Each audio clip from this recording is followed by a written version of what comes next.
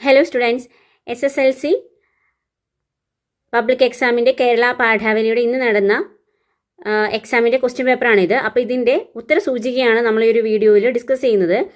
Okay, അപ്പോൾ ആദ്യത്തെ ചോദ്യം എന്ന് പറയുന്നത് ആദ്യത്തെ പാർട്ട് 1 മുതൽ 4 വരെയുള്ള ചോദ്യങ്ങൾക്ക് 4 മാർക്കാണ്. അതായത് ഒരു ചോദ്യത്തിന് 1 മാർക്ക് വീതം.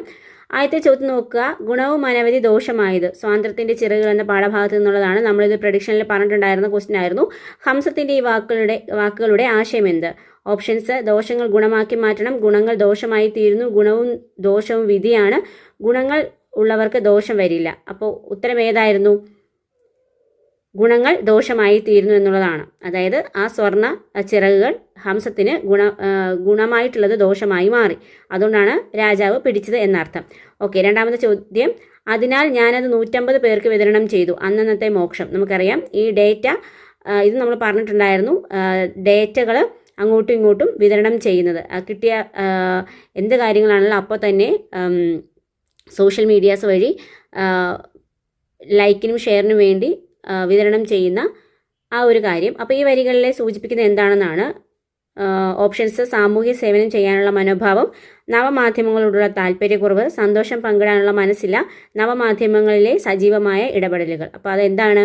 ഓപ്ഷൻ ഡി ആണ്, നവമാധ്യമങ്ങളിലെ സജീവമായ ഇടപെടലുകൾ എന്നതാണ് ഉത്തരം. മൂന്നാമത്തെ ചോദ്യം. ചുവടെ പിരിച്ചെഴുതിയവയിൽ ശരിയായത് ഏതെല്ലാം? ഓപ്ഷൻസ്, ചോദ്യങ്ങൾ ഇതൊക്കെയാണ്. നീർച്ചുഴി, നീർ കോമ ചുഴി, തൊട്ടപ്പുറത്ത്, തൊട്ട് കോമ പുറത്ത്, പെരുമയും, പെരുമ കോമ തമ്മിൽ, തമ്മിൽ, തമ്മിൽ കോമ തമ്മിൽ. അപ്പോൾ ഇതിലേതൊക്കെയാണ്? നമുക്ക് കേൾക്കുമ്പോൾ തന്നെ അറിയാം ഏതൊക്കെയാണ്. ഒന്നാമത്തേതും മൂന്നാമത്തെയും നാലാമത്തെയും ശരിയാണ്. തൊട്ടപ്പുറത്ത് എന്നുള്ളത് തൊട്ട് പുറത്ത് എന്നാണ് അതിനെ വിഗ്രഹിച്ചിട്ടുള്ളത്. സത്യത്തിൽ അങ്ങനെയല്ല. തൊട്ട് അപ്പുറത്ത് എന്നുള്ളത് തൊട്ട് അധികം അപ്പുറത്ത് എന്നുള്ളത് തന്നെയാണ്. ഓക്കെ, അപ്പോൾ ഇതിൻ്റെ ഓപ്ഷൻ കൊടുത്തിട്ടുണ്ടായിരുന്നത് സി ആണ്. സി ഓപ്ഷനാണ് ഇതിൽ ശരി. 1, 3, 4 ശരി എന്നുള്ളതാണ് നമ്മുടെ ഉത്തരം. ഓക്കെ, നാലാമത്തെ ചോദ്യം. എന്താ കണ്ണടച്ചിരിക്കണേ? പെൺകുട്ടി ചോദിച്ചു. കാണുകയാണ്. കണ്ണടച്ചിരുന്നാൽ കാണുവോ? കാണും. വെള്ളത്തിന് തെളിയാതിരിക്കാനാവില്ല എന്ന പാഠഭാഗത്തുള്ളതാണ്. ഈ നോവൽ സന്ദർഭത്തിന് യോജിച്ച പ്രസ്താവന ഏത്? കണ്ണടച്ചിരുന്നാലൊന്നും കാണാനാവില്ല, മനസ്സുകൊണ്ടെല്ലാം കാണാൻ കഴിയും, കണ്ണുണ്ടായാൽ പോരാ, കാണണം, ഒന്നും കാണാൻ ആഗ്രഹമില്ല. ഇത്രയുമാണ് ഓപ്ഷൻസ് ഉണ്ടായിരുന്നത്. ഇതിൽ ഓപ്ഷൻ ബി ആണ് നമ്മുടെ ഉത്തരം. മനസ്സുകൊണ്ടെല്ലാം കാണാൻ കഴിയും. കണ്ണടച്ചിരുന്നാലും മനസ്സുകൊണ്ട് നമുക്ക് കാണാൻ കഴിയും എന്നുള്ളതാണ് ഉത്തരം. ഇനി 5 മുതൽ അടുത്ത പാർട്ട് 5 മുതൽ 7 വരെ ചോദ്യങ്ങൾക്ക് 3 4 വാക്യത്തിൽ ഉത്തരം എഴുതാനാണ് പറഞ്ഞിട്ടുണ്ടായിരുന്നത്. 3 മാർക്കാണ്. 3 മാർക്ക് വീതം 3 ചോദ്യങ്ങൾക്ക് 9 മാർക്കായിരുന്നു ഈ ഒരു പാർട്ടിലുണ്ടായിരുന്നത്. അപ്പോൾ 5ാമത്തെ ചോദ്യം. പേനയും പടവാളും ശാസ്ത്രവും പ്രേമത്തിൻ്റെ ഗാനശൈലിയുമായി സഞ്ചരിക്കുന്നു നിത്യം. പ്രയാണം എന്ന കവിതയിലെ വരികളാണ്. മനുഷ്യ പുരോഗതിയെ ഈ വരികളിൽ കവി അവതരിപ്പിച്ചിരിക്കുന്നത് എങ്ങനെ? വ്യക്തമാക്കുക. നമുക്കറിയാം ആദിമകാലത്ത് നിന്നും മനുഷ്യൻ ഇന്നത്തെ ഈ ഒരു കമ്പ്യൂട്ടർ യുഗത്തിൽ വന്ന് നിൽക്കുമ്പോൾ, ഈ ഒരു ആധുനിക ലോകത്ത് വന്ന് നിൽക്കുമ്പോൾ എന്തൊക്കെ മാറ്റങ്ങളാണ് മനുഷ്യൻ്റെ ആ പ്രവൃത്തിയിലും മനുഷ്യൻ്റെ ആ ഒരു പുരോഗമനത്തിലും ഒക്കെ ഉണ്ടായിട്ടുള്ളത് എന്നത് കൃത്യമായി ഈ ഒരു കവിതയിൽ, പ്രയാണം എന്ന കവിതയിൽ പറയുന്നുണ്ട്. അപ്പോൾ നമ്മുടെ മുൻപേ നടന്ന നമ്മുടെ മുൻ തലമുറക്കാർ വരുത്തി വെച്ചിട്ടുള്ള, അല്ലെങ്കിൽ അവർ ഉണ്ടാക്കി വെച്ചിട്ടുള്ള ഓരോ കാര്യങ്ങളിൽ നിന്നാണ് നമ്മളിപ്പോൾ ഈ ഒരു നവയുഗത്തിൽ ഇത്രത്തോളം വിവര സാങ്കേതിക വിദ്യയുടെ കാലഘട്ടത്തിൽ ശാസ്ത്രം ഇത്രത്തോളം പുരോഗമിക്കാൻ കാരണം പഴയവർ തന്നിട്ടുള്ള ആ ഒരു പ്രചോദനമാണ്, അവരുടെ കണ്ടുപിടുത്തങ്ങൾ തന്നെയാണ്. അപ്പോൾ പേനയും പടവാളും ശാസ്ത്രവും ഒരുപോലെ എന്ത് ചെയ്യുകയാണ്? പ്രേമത്തിൻ്റെ ഗാനശൈലിയുമായി ഒന്നിച്ച് സഞ്ചരിക്കുന്നു നിത്യം. ഇവയെല്ലാം തന്നെ, അതായത് പേനയും പടവാളും ശാസ്ത്രവും ഒക്കെ തന്നെ പ്രേമത്തിൻ്റെ ഗാനശൈലിയുമായി മുമ്പോട്ട് പോവുകയാണെന്ന് പറയുമ്പോൾ നമ്മൾ എന്ത് ചെയ്യണം? എന്താണ് ഇതിൽ നിന്ന് മനസ്സിലാക്കാൻ സാധിക്കുന്നത്?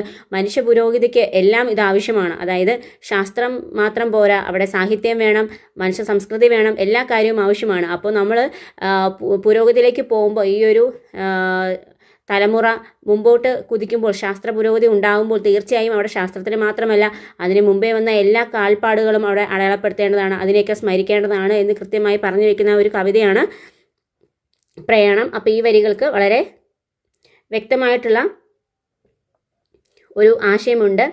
അതാണ് നമ്മൾ പിൻതലമുറക്കാർ വന്ന വഴികളെ അവർ നമുക്ക് തന്നിട്ടുള്ള ആ ഒരു അവർ നമുക്ക് തന്നിട്ടുള്ള എല്ലാ വിഭവങ്ങളെയും അവരുടെ സംഭാവനകളെ ഒന്നും നമ്മൾ വിസ്മരിക്കാൻ പാടില്ല എന്ന് കൃത്യമായി ഈ വരികൾ നമുക്ക് വരച്ച് കാട്ടുന്നുണ്ട്. അതൊക്കെ ഉൾക്കൊണ്ട് വേണം നിങ്ങൾ ഉത്തരം എഴുതേണ്ടിയിരുന്നത്. അടുത്ത ചോദ്യം.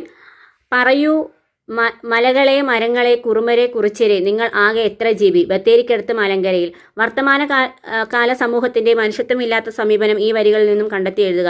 നമുക്കറിയാം, നമ്മൾ ഈ ഒരു പാഠഭാഗത്തിൻ്റെ എക്സ്പെക്റ്റഡ് ക്വസ്റ്റ്യൻസ് നമ്മൾ ചർച്ച ചെയ്തപ്പോൾ നമ്മൾ പറഞ്ഞിട്ടുണ്ടായിരുന്ന ഒരു കാര്യമാണ്, ഇന്നത്തെ കാലഘട്ടത്തിൽ മനുഷ്യൻ്റെ ചിന്താഗതി, അവന് സത്യത്തിൽ പ്രകൃതിയോടോ മനുഷ്യരോടോ എന്തെങ്കിലും ഒരു അനുഭവമുണ്ടോ, അല്ലെങ്കിൽ അവരോട് എന്തെങ്കിലും തരത്തിലുള്ള ഒരു കണക്ഷൻ ഉണ്ടോ എന്നുള്ളത് നമ്മൾ കൃത്യമായി ചർച്ച ചെയ്തിട്ടുള്ളതായിരുന്നു. അപ്പോൾ എല്ലാം ഒരു GB കണക്കിലാണ് ഇന്നത്തെ മനുഷ്യൻ കാണുന്നത്. പ്രകൃതിയോടുള്ള സ്നേഹം പോലും എന്തെങ്കിലും നല്ലൊരു പ്രകൃതി ദൃശ്യം കാണുമ്പോൾ അതുപോലെ ആകണമെന്ന് പറയുമ്പോൾ തന്നെ അതിന് എത്ര രൂപ എന്നുള്ള രീതിയിലാണ് മനുഷ്യൻ കണ്ടുകൊണ്ടിരുന്നത്. അതുപോലെ തന്നെ എല്ലാം GB കണക്കിലാണ് മനുഷ്യന്. എല്ലാം എത്ര GB, അത് എത്ര GB ആണ് എന്നാണ് പറയുന്നത്. അതായത് പ്രകൃതിയോടോ മനുഷ്യരോടോ ഒന്നും യാതൊരുവിധ അനുഭവവും ഇന്നത്തെ തലമുറയിൽ പലർക്കും ഉണ്ടാകുന്നില്ല. അത് ഈ ഒരു സാങ്കേതിക വിദ്യ ഇത്രത്തോളം വളർന്നതും ശാസ്ത്ര പുരോഗതിയും ഉണ്ടായതൊക്കെ നല്ലതാണെങ്കിൽ തന്നെയും മനുഷ്യൻ പലപ്പോഴും മാനുഷിക പരിഗണന നൽകുന്നില്ല എന്നുള്ളത് കൃത്യമായി മനസ്സിലാക്കാൻ സാധിക്കും. മണ്ണിൻ്റെ മക്കൾ അല്ലെങ്കിൽ കാടിൻ്റെ മക്കൾ എന്നറിയപ്പെടുന്ന അത്രത്തോളം പ്രാധാന്യം ലഭിക്കേണ്ട, അത്രത്തോളം നമ്മൾ വിസ്മരിക്കാൻ പാടില്ലാത്ത മനുഷ്യരെ അവർ എത്ര GB, കുറുമരും കുറിച്ചരുമായിട്ടുള്ള മനുഷ്യർ, മലകളും ഒക്കെ, ഇതൊക്കെ നമ്മൾ വിസ്മരിക്കാൻ പാടില്ലാത്ത കാര്യങ്ങളൊക്കെ തന്നെ അവർ എത്ര GB എന്ന് പറയുമ്പോൾ അതൊരു പരിഹാസ രൂപേണ ചോദിക്കുന്ന ചോദ്യമാണിത്. അതായത് അത്തരത്തിലൊരു മനോഭാവമാണ് നമ്മളിന്ന് വെച്ച് പുലർത്തുന്നത് എന്നാണ് ഇതിനകത്ത് പറയുന്നത്. അപ്പോൾ നമുക്ക് സമൂഹത്തോട് യാതൊരുവിധ മനുഷ്യത്വപരം അല്ലാത്ത സമീപനമാണ് ഉള്ളത് ഇന്നത്തെ കാലഘട്ടത്തിൽ. അതാണ് കൂടുതൽ എന്ന് കൃത്യമായി ഒരു ആക്ഷേപഹാസ്യ രൂപത്തിലാണ് ഇതിൽ കവി പറഞ്ഞിട്ടുള്ളത്. അപ്പോൾ ആ ഒരു രീതിക്കായിരുന്നു നിങ്ങൾ ഈ വർത്തമാനകാല സമൂഹത്തിൻ്റെ ഈ ഒരു സമീപനം എഴുതേണ്ടിയിരുന്നത്. അതിൻ്റെ സമകാലിക പ്രസക്തിയും കൂടി കൂട്ടിയാണ് എഴുതേണ്ടിയിരുന്നത്. ഇനി 7ാമത്തെ ചോദ്യത്തിന് ഓപ്ഷൻസ് ഉണ്ടായിരുന്നു. 1ാമത്തെ ചോദ്യം ക്വസ്റ്റ്യൻ എ, ദുർബലമായ തണ്ടിൽ നിവർന്നു നിൽക്കാൻ പാടുപെടുന്ന മുഖം താഴ്ത്തിപ്പിടിച്ച 2 ആമ്പൽ പൂക്കളിലേക്ക് നോക്കി നീർ മുഹമ്മദ് നെടുവീർപ്പിട്ടു. വെള്ളത്തിന് തെളിയാതിരിക്കാനാവില്ല. പെൺകുട്ടിയുടെ മാനസികാവസ്ഥ അവതരിപ്പിക്കുന്നതിൻ്റെ ഔചിത്യം വ്യക്തമാക്കുക. അപ്പോൾ ഇതിൽ നമുക്ക് മനസ്സിലാക്കാൻ സാധിക്കും, ആ പെൺകുട്ടി ഈ വെള്ളം തെളിയുന്നില്ല എന്ന് പറയുമ്പോൾ, ആ വെള്ളം അഴുക്കാകുന്നു എന്ന് പറയുമ്പോൾ അവളുടെ ആ മാനസികാവസ്ഥയെ ദുർബലമായി തൻ്റെ സ്വന്തം തണ്ടിൽ എഴുന്നേറ്റ് നിൽക്കാൻ കഴിയാത്ത 2 ആമ്പൽ പൂക്കളെ കാണിച്ചിട്ടാണ്, അതിനോട് ഉപമിച്ചിട്ടാണ് പറഞ്ഞിട്ടുള്ളത്. അപ്പോൾ പെൺകുട്ടിയുടെ മാനസികാവസ്ഥ, അവളെ നേരിട്ട് അവൾ ആ ഒരു മാനസികാവസ്ഥയിലാണ് എന്ന് പറയുന്നതിന് പകരം സ്വയം ഒന്നും ചെയ്യാൻ കഴിയാതെ നിൽക്കുന്ന അവളുടെ അവസ്ഥയെ, ഈ വെള്ളം കലങ്ങി മറിയുന്നു എന്ന് പറയുന്ന, വെള്ളം അഴുക്കാണ് എന്ന് പറയേണ്ട അവളുടെ ആ മാനസികാവസ്ഥയെ, അവൾക്കൊന്നും ചെയ്യാൻ കഴിയാത്ത ആ മാനസികാവസ്ഥയെ വാടി നിൽക്കുന്ന, സ്വന്തം സ്വന്തം തണ്ടിൽ എഴുന്നേറ്റ് നിൽക്കാൻ കഴിയാത്ത, അതിന് ദുർബലമായ തണ്ടുകളുള്ള, അതിന് എഴുന്നേറ്റ് നിൽക്കാൻ പാടുപെടുന്ന, മുഖം താഴ്ത്തിപ്പിടിച്ച് നിൽക്കുന്ന 2 ആമ്പൽ പൂക്കളോട് സാദൃശ്യപ്പെടുത്തിയിരിക്കുകയാണ്. അപ്പോൾ അത്തരത്തിലാണ് പെൺകുട്ടിയുടെ മാനസികാവസ്ഥ അവതരിപ്പിച്ചിട്ടുള്ളത്. അപ്പോൾ ഇതിൻ്റെ ഔചിത്യം വ്യക്തമാക്കാൻ പറയുമ്പോൾ നിങ്ങളിത് കണക്ട് ചെയ്ത് വേണം എഴുതേണ്ടിയിരുന്നത്. അപ്പോൾ പെൺകുട്ടിയുടെ ഈ ഒരു അവസ്ഥയെ ആമ്പൽ പൂക്കളോട് ഉപമിക്കുമ്പോൾ പെൺകുട്ടിക്ക് സ്വയം ഒന്നും ചെയ്യാൻ കഴിയുന്നില്ല. അതുകൊണ്ടാണ് എന്ത് ചെയ്യേണ്ടി വരുന്നത്, അവളുടെ അവസ്ഥയെ നേരിട്ട് പറയാതെ തന്നെ എഴുന്നേറ്റ് നിൽക്കാൻ കഴിവില്ലാത്ത ദുർബലമായ തണ്ടുള്ള ആമ്പൽ പൂക്കളോട്, മുഖം താഴ്ത്തി പിടിച്ചിരിക്കുന്ന ആമ്പൽ പൂക്കളോട് സാദൃശ്യപ്പെടുത്തിയിരിക്കുന്നത് എന്ന് എഴുതുക. അല്ലെങ്കിൽ അയാൾ ചെറുതായൊന്ന് ഞെട്ടിപ്പോയി, അയാൾ കുളിക്കാൻ പോയി. 2 വാക്യത്തിലും പോയി എന്ന പദത്തിന് ഒരേ അർത്ഥമാണോ വ്യക്തമാക്കുക. ഇവിടെ നോക്കുക, അയാൾ ചെറുതായൊന്ന് ഞെട്ടിപ്പോയി. ഞെട്ടി എന്ന ആ ഒരു ക്രിയയോടുകൂടി പോയി എന്നുള്ളത് അവിടെ ക്രിയയല്ല, അതിൻ്റെ കൂടെയുള്ളൊരു സവിശേഷ ക്രിയയാണ്. ഞെട്ടിപ്പോയി. 2ാമത് അയാൾ കുളിക്കാൻ പോയി എന്നുള്ളത് അതൊരു പൂർണ്ണക്രിയയാണ് അല്ലേ. അപ്പോൾ ഞെട്ടി എന്നുള്ളതാണ് അവിടെ ക്രിയ, അതിൻ്റെ കൂടെയുള്ള ഒരു സവിശേഷ ക്രിയയാണ് പോയി എന്നുള്ളത്. ഇവിടെ പോയി എന്നുള്ളത് ഒരു പൂർണ്ണക്രിയയാണ്. അയാൾ കുളിക്കാൻ പോവുക എന്നുള്ളത് പൂർണ്ണക്രിയയാണ്. അപ്പോൾ 2 വാക്യത്തിലും ഒരേ അർത്ഥത്തിലല്ല പോയി എന്ന പദം ഉപയോഗിച്ചിട്ടുള്ളത് എന്ന് വ്യക്തമാക്കുക. ഇനി 8 മുതൽ 11 വരെയുള്ള ചോദ്യങ്ങൾക്ക് അരപ്പുറത്തിൽ കവിയാതെ ഉത്തരം എഴുതേണ്ടിയിരുന്നു. അതായത് ഒരു പേജിൻ്റെ ഒരു സൈഡ്, അതായത് ഒരു ഫുൾ പേപ്പറിൻ്റെ ഒരു സൈഡിൻ്റെ പകുതിയെങ്കിലും എഴുതേണ്ടിയിരുന്നു. അരപ്പുറം എന്ന് പറയുമ്പോൾ അതാണ്. അപ്പോൾ 5 മാർക്കായിരുന്നു ഈ ചോദ്യങ്ങൾക്ക്. 8ാമത്തെ ചോദ്യം, ഈ ലോകത്തിൽ അവനെ തിരിച്ചറിഞ്ഞ ഒരാളേ ഉള്ളൂ, അത് അവൻ്റെ അച്ഛനാണ്. സ്കൂളിൽ അവന് കൂട്ടുകാരില്ല. തേൻ എന്ന പാഠഭാഗത്തു നിന്നാണ്. നൽകിയിരിക്കുന്ന സൂചനയും പാഠഭാഗവും വിശകലനം ചെയ്ത് തേൻ എന്ന സിനിമയിലെ അച്ഛനും മകനും തമ്മിലുള്ള ആത്മബന്ധത്തിൻ്റെ സവിശേഷതകൾ വിലയിരുത്തി കുറിപ്പ് തയ്യാറാക്കുക. അപ്പോൾ നമുക്കറിയാം ഇതിൽ അച്ഛൻ്റെയും മകൻ്റെയും അവർ തമ്മിലുള്ള സ്നേഹം എത്രത്തോളമാണെന്ന് നമുക്കറിയാം അല്ലേ. അപ്പോൾ അച്ഛനെ തേടി, അച്ഛനാണ് അവനെ കാടിൻ്റെ പരിസരവും കാടിനുള്ളിലെ കാഴ്ചകളുമൊക്കെ കാണിച്ചു കൊടുത്തത്, മരങ്ങളുടെ ചൂളംവിളിയും കാടിൻ്റെ വശ്യതയും മനോഹാരിതയും ഒക്കെ കാണിച്ചു കൊടുത്തത്. ഒടുവിൽ ഷെയ്ൻ ശേഖരിക്കാൻ ഉള്ളിലേക്ക് പോയ അച്ഛനെ, കാടിനുള്ളിലേക്ക് പോയ അച്ഛനെ കാണാതെ വരുമ്പോൾ അച്ഛനെ തേടി അലഞ്ഞു പോവുകയാണ് യൂസഫ്. അപ്പോൾ അവിടെ വെച്ച് അവൻ അച്ഛനെ കാണുന്നില്ല. പിന്നീട് ആ മരത്തിൻ്റെ തണലിൽ തന്നെ, അതിൻ്റെ വേരുകൾക്കിടയിൽ തന്നെ അവൻ എന്ത് ചെയ്യുകയാണ്, ഒരു ഗർഭപാത്രത്തിൽ എന്ന പോലെ ചുരുണ്ടുകൂടി കിടക്കുകയാണ്. അപ്പോൾ ഇതിൽ അച്ഛനും മകനും തമ്മിൽ അത്രത്തോളം അഭേദ്യമായ ബന്ധമാണുള്ളത്. അപ്പോൾ അവർ തമ്മിലുള്ള ഒരു സവിശേഷ ബന്ധത്തിൻ്റെ, ഒരു ആത്മബന്ധത്തിൻ്റെ കാര്യം എടുത്തു പറയുന്നുണ്ട്. അപ്പോൾ ആ ഒരു അച്ഛനും മകനും തമ്മിലുള്ള ആ ഒരു ബന്ധത്തിൻ്റെ സവിശേഷതയായിരുന്നു നിങ്ങൾ കൂടുതൽ എഴുതേണ്ടിയിരുന്നത്. അത് വിലയിരുത്തിയായിരിക്കണം കുറിപ്പ് തയ്യാറാക്കേണ്ടിയിരുന്നത്. ഇനി 9ാമത്തെ ചോദ്യമാണ്. കണ്ണനും മന്ദസ്മിതം ചെയ്ത് ചൊല്ലിനാൻ കർണസുഖം ഞാൻ പറകയിലാരോടും. എഴുത്തച്ഛൻ. ഒരുത്തർക്കും ലഘുത്വത്തെ വരുത്തുവാൻ മോഹമില്ല, ഒരുത്തനും ഹിതമായി പറവാനും ഭാവമില്ല. അപ്പോൾ ഇത് നമ്മൾ പറഞ്ഞിട്ടുണ്ടായിരുന്ന ഒരു ചോദ്യമായിരുന്നു. അതായത് കർണൻ പറയുകയാണ്, കർണൻ ചിരിച്ചുകൊണ്ട് പറയുകയാണ്, ഞാൻ കർണസുഖം ആരോടും പറയില്ല, വെറും വാക്ക് ഞാൻ ആരോടും പറയില്ല. അപ്പോൾ നമുക്ക് കഥകൾ അതിമോഹനം എന്ന പാഠഭാഗത്ത് ഉണ്ടായിരുന്ന 2 വരികളായിരുന്നു ഇത്. അതുപോലെ കുഞ്ചൻ നമ്പ്യാരുടെ വാക്കുകളാണ്. ഒരുത്തർക്കും ലഘുത്വത്തെ വരുത്തുവാൻ മോഹമില്ല, എന്നുവെച്ചാൽ ഒരുത്തരെയും നിസ്സാരമായി കാണുവാൻ ഞാൻ ആഗ്രഹിക്കുന്നില്ല, ഒരുത്തനും ഹിതമായി പറവാനും ഭാവമില്ല. അതായത് ഒരുത്തർക്കും ഒരാളുടെ ഇഷ്ടത്തിന് വേണ്ടി പറയാനും എനിക്ക് താല്പര്യമില്ല എന്നാണ് പറയുന്നത്. അപ്പോൾ 2 കാവ്യഭാഗങ്ങളിലും ജീവിത വീക്ഷണം താരതമ്യം ചെയ്ത് കുറിപ്പ് തയ്യാറാക്കുക. 2 കാവ്യഭാഗം വായിക്കുമ്പോൾ നമുക്ക് മനസ്സിലാക്കാൻ സാധിക്കും, സമാനമായ ആശയങ്ങളാണ് 2 കാവ്യഭാഗത്തും കുഞ്ചൻ നമ്പ്യാരും എഴുത്തച്ഛനും പറഞ്ഞിട്ടുള്ളത് അല്ലേ. ആർക്കും വേണ്ടിയും കർണസുഖം പറയില്ല എന്ന് പറയുമ്പോൾ ആർക്ക് വേണ്ടിയും ഒന്നും ആരുടെയെങ്കിലും നല്ലതിന് വേണ്ടി മാത്രം, അല്ലെങ്കിൽ ഒരാളുടെ കർണസുഖത്തിന് വേണ്ടി മാത്രം ഞാൻ വെറും വാക്ക് പറയില്ല, അല്ലെങ്കിൽ പാഴ്വാക്ക് പറയില്ല എന്ന് കാരണം പറയുമ്പോൾ ഒരുത്തനും ഹിതമായി പറയാനും ആരുടെയെങ്കിലും ഒരു ഇഷ്ടത്തിന് വേണ്ടി മാത്രം പറയാനും എനിക്ക് താല്പര്യമില്ല എന്നും കുഞ്ചൻ നമ്പ്യാർ പറയുമ്പോൾ ഇത് രണ്ടും ഏകദേശം സമാനമായിട്ടുള്ള വാക്കുകളാണ്. അതായത് മറ്റുള്ളവരുടെ ഒരു ആഗ്രഹത്തിന്, അവരുടെ ഇഷ്ടത്തിന് വേണ്ടി മാത്രം പാഴ്വാക്കുകൾ പറയാൻ എനിക്ക് താല്പര്യമില്ല, എൻ്റെ വ്യക്തിത്വത്തിൽ അല്ലെങ്കിൽ എൻ്റെ വാക്കുകളിൽ ഞാൻ ഉറച്ചു നിൽക്കുമെന്ന് പറയുന്ന രീതിയാണ് ഇതിൽ 2 കവിതാഭാഗങ്ങളിലും ആശയം സമാനമായിട്ട് വന്നിട്ടുള്ളത്. അപ്പോൾ ആ രീതിക്ക് വേണമായിരുന്നു നിങ്ങൾ എന്ത് ചെയ്യാനായിട്ട്, താരതമ്യക്കുറിപ്പ് തയ്യാറാക്കേണ്ടിയിരുന്നത്. ഇനി 10ാമത്തെ ചോദ്യം. പട്ടിയെയും മറ്റേ വിശ്വസ്തനെയും മാറി മാറി നോക്കി പത്രസ്വാമി ചോദിച്ചു, ഉനക്ക് എന്നെ വേണം? വെങ്കടേശൻ പറഞ്ഞു, ചീഫ് റിപ്പോർട്ടർ ആകണം, റെസിഡന്റ് എഡിറ്റർ. പത്രമാധ്യമ രംഗത്തെ ദുഷ്പ്രവണതകളെ ആക്ഷേപഹാസ്യത്തിൽ രൂപത്തിൽ അവതരിപ്പിക്കുന്ന കഥയാണോ റെസിഡന്റ് എഡിറ്റർ? നൽകിയ സന്ദർഭവും കഥയും വിലയിരുത്തി നിങ്ങളുടെ അഭിപ്രായം സമർത്ഥിക്കുക.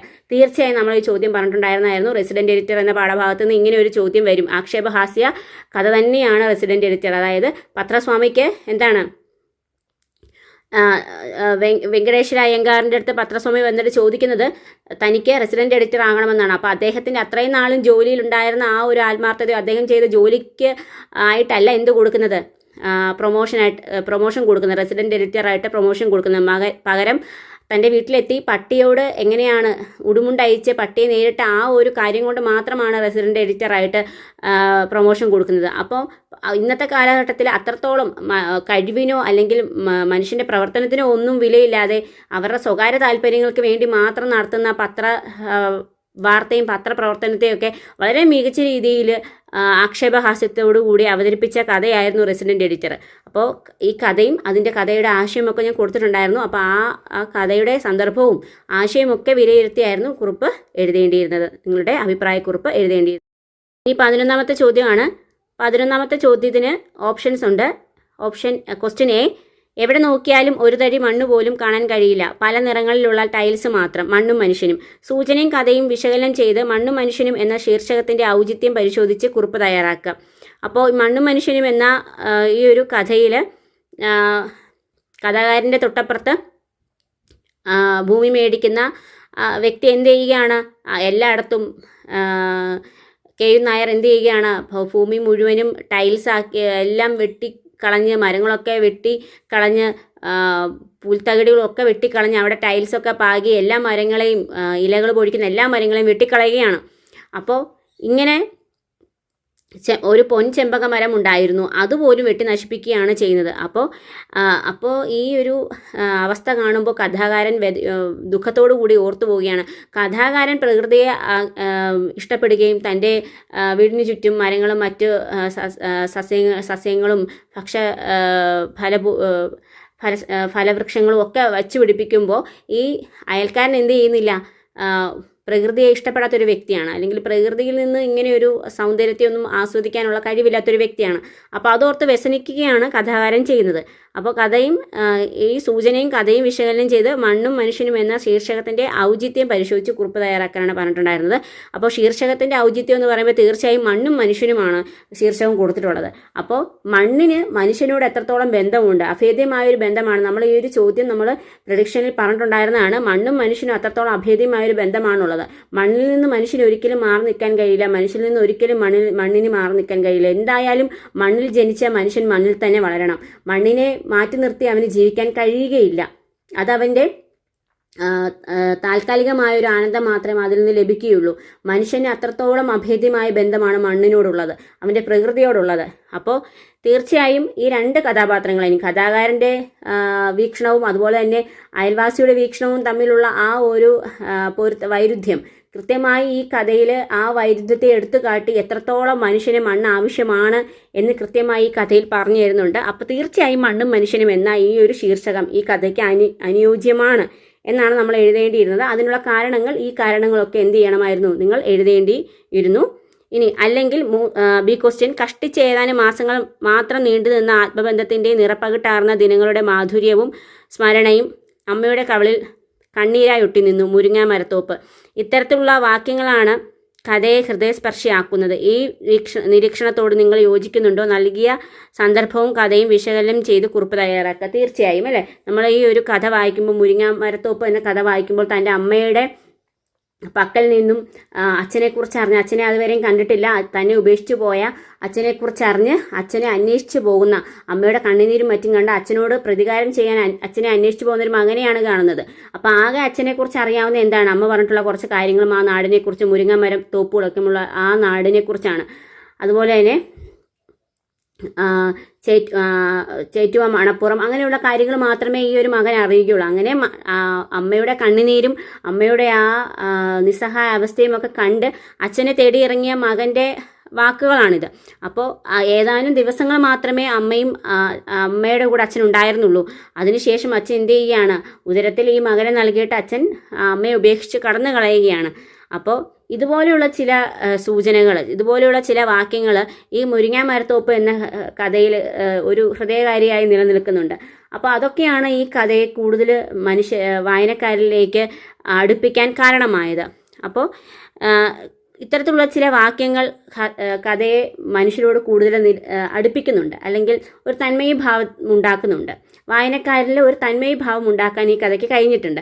അത് ഇതുപോലെ ഹൃദയസ്പർശിയായിട്ടുള്ള വാക്യങ്ങളിലൂടെയാണ്. അപ്പോൾ തീർച്ചയായും നമുക്ക് പറയാൻ സാധിക്കും, ഇത്തരത്തിലുള്ള വാക്യങ്ങൾ തന്നെയാണ് കഥയെ കൂടുതൽ ഹൃദയസ്പർശിയാക്കിയത് എന്നാണ് എഴുതേണ്ടിയിരുന്നത്.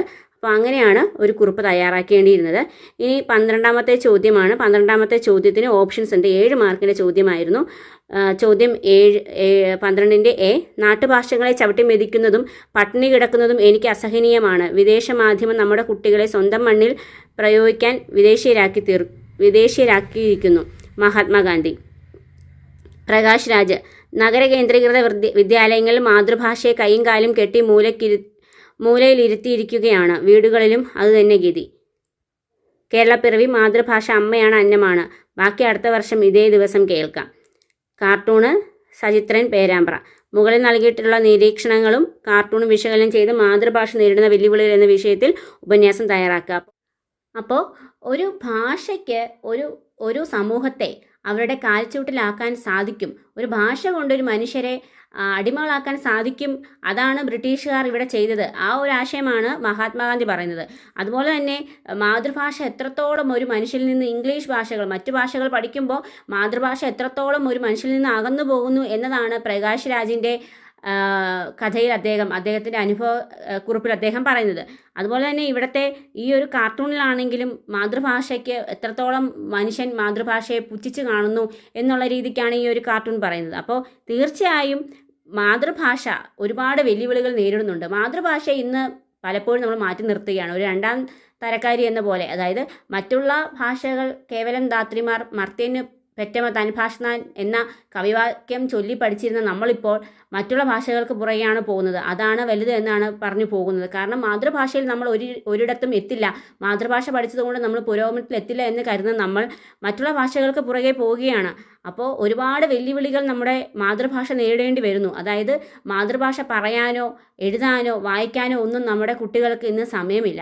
മാതൃഭാഷ അറിയില്ല എന്ന് പറയുന്നത് എന്തോ അഭിമാനപരമായ കാര്യം പോലെയാണ് ഇന്നത്തെ തലമുറ ചൊല്ലിക്കാണുന്നത്. ഇത് തന്നെ അവനവൻ്റെ വികാരങ്ങളെയും അവനവൻ്റെ വിചാരങ്ങളെയും ഏറ്റവും നന്നായി പ്രകടിപ്പിക്കാൻ പറ്റുന്നതും ഒരാൾക്ക് ആ വികാരം മനസ്സിലാക്കാൻ കഴിയുന്നതും അവൻ്റെ മാതൃഭാഷയിലൂടെ മാത്രമാണ് എന്ന് പറയുമ്പോൾ തന്നെയും മാതൃഭാഷ എത്രത്തോളം നമ്മൾ ചേർത്ത് പിടിക്കുന്നുണ്ട്. ഉപയോഗിക്കാതെ ഒരു ഭാഷ നിലനിൽക്കില്ല. ഒരു ഭാഷയുടെ നിലനിൽപ്പ് എന്ന് പറയുന്നത് അതിൻ്റെ ഉപയോഗത്തിലൂടെയാണ്.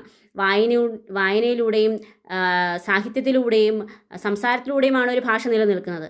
അപ്പോൾ അതൊന്നുമില്ലാതെ ഒരിക്കലും ഒരു ഭാഷയ്ക്ക് നിലനിൽപ്പില്ല. അപ്പോൾ നമ്മുടെ മാതൃഭാഷയായ മലയാളം നിലനിൽക്കണമെങ്കിൽ തീർച്ചയായും മലയാളികളായ നമ്മൾ അതിന് മലയാളത്തിൽ സംസാരിക്കുക, മലയാളത്തിലെ സാഹിത്യത്തിന് കൂടുതൽ പ്രാധാന്യം നൽകുക, വായിക്കുക, അതുപോലെ കൃതികൾ രചിക്കുക, ഇതൊക്കെ അത്യാവശ്യമാണ്. മറ്റുള്ള ഭാഷകൾ നമ്മുടെ ഭാഷയിലും മറ്റുള്ള ഭാഷക്കാർ ഓരോ കൃതികൾ വായിക്കുമ്പോൾ നമുക്കുണ്ടാകുന്ന നമ്മുടെ ഭാഷയിലെ ഓരോ കൃതികൾ മറ്റുള്ളവർ വായിക്കുമ്പോൾ നമുക്ക് കിട്ടുന്ന അഭിമാനം, അത് വലിയൊരു കാര്യം തന്നെയാണ്. അപ്പോൾ ഏത് നാട്ടിൽ പോയാലും നമ്മുടെ നാടിൻ്റെ തനിമ അല്ലെങ്കിൽ നമ്മുടെ പെറ്റമ്മയെ നമ്മൾ മറക്കില്ല എന്നതുപോലെ നമ്മുടെ പെറ്റമ്മയായിട്ടുള്ള നമ്മുടെ പെറ്റമ്മയ്ക്ക് തുല്യമായിട്ടുള്ള മാതൃഭാഷയെ മറക്കരുത്.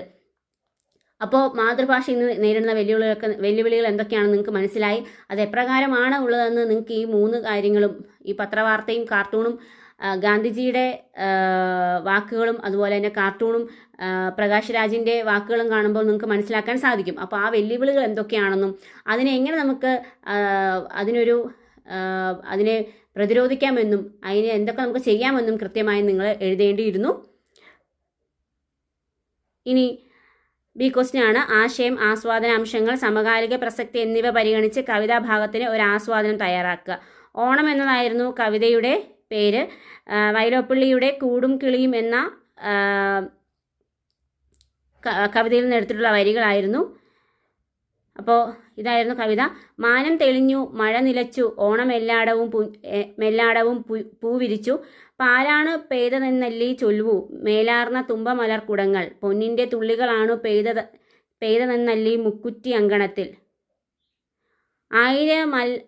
ആയിരമല്ലലന്നു നീങ്ങാനാനന്ദ പൊൻകതിർ ഒന്നു പോരും, കണ്ണുനീർ തോരുന്നതെത്ര വേഗം, മണ്ണിനഭിമതം മന്ദഹാസം. അപ്പോൾ ആലോചിച്ച് നോക്കുക, ഓണമാകുമ്പോൾ അതുവരെ ഉണ്ടായിരുന്ന ദുഃഖങ്ങളും എല്ലാം മാറുകയാണ്. മാനം തെളിഞ്ഞു, മഴയൊക്കെ നിന്നു, ഓണം എല്ലായിടത്തും പൂ വിരിച്ചിരിക്കുകയാണ്. ഓണസമയമാകുമ്പോൾ പൂ വിരിച്ചിരിക്കുകയാണ്. അപ്പോൾ പാല് പെയ്തതുപോലെ എല്ലായിടത്തും തുമ്പമലർക്കുടങ്ങൾ, അതായത് തുമ്പപ്പൂവിൻ്റെ നിറം വെളുപ്പാണ്. ആ വെളുത്ത നിറത്തിലുള്ള പൂക്കൾ എല്ലായിടത്തും വിരിച്ചിരിക്കുകയാണ്. പൊന്നിൻ്റെ തുള്ളികൾ പെയ്തതുപോലെ മുക്കുറ്റിയുടെ നിറം മഞ്ഞയാണ്. മഞ്ഞ നിറത്തിലുള്ള പൂക്കളും ഇങ്ങനെ ഇടകലർന്ന് നിൽക്കുകയാണ്.